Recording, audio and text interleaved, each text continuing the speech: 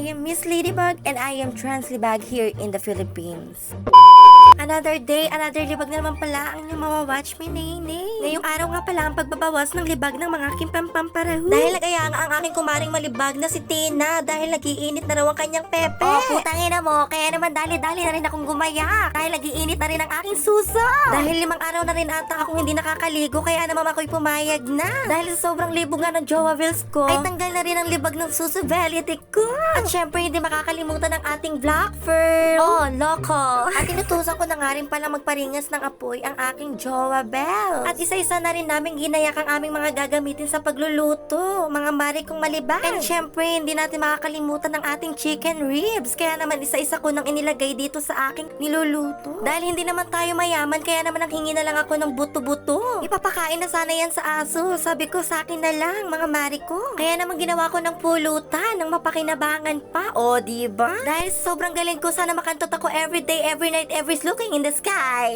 And syempre pinalagay ko na rin ang tubig na pinakuha ko sa kanal dito sa amin. Dahil nakakapagpadagdag araw ito ng lasa dito sa ating sinulutong sinampalukan mga mari kong malibag. At syempre luto na ang ating nilutong sinampalukang libag mga mare. At syempre sa sobrang pagmamadali namin ay hindi ko na nabidyo ang aking paghihila. At dinaanan na nga namin ang aking pinaihaw na pepe. Dahil ang pepe ko nga ay automatic. Bigla na lang siya pumuputok. At sa sobrang haba nga ng aming nilakbay ay nakasalubong kami ng mga rumaragas ang titi.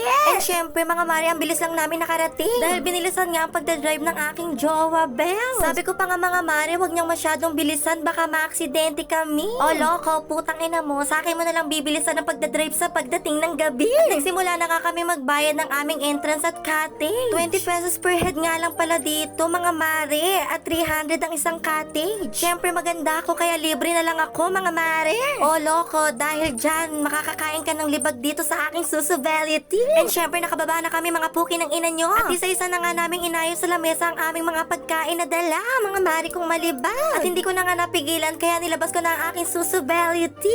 Dahil basang-basa na nga aking pepe sa sobrang pawis na ang aking pepe ay dali-dali ko nang inaya ang aking kumaring malibag na maligo na. Dahil hindi ko na nga matiis ang init at sobrang kapal ng libag dito sa aking susability. Wala na nga lang magawa ang aking jowa bills dyan dahil nagpapalog-alog ako ng aking suso at nagpapapansin sa mga lalaki. And syempre kahit mukha tayong libag dyan ay flex-flex tayo dito mga mare. And syempre mukha naman tayong aso na punong-puno ng libag. Kaya naman sinama na rin namin ang aming mga alaga mga mare kong malibag. At syempre hindi na rin napigilan ang aking kumaring malibag kaya siya ay nagpapansin na rin. O loko parang kumakain lang siya ng tite.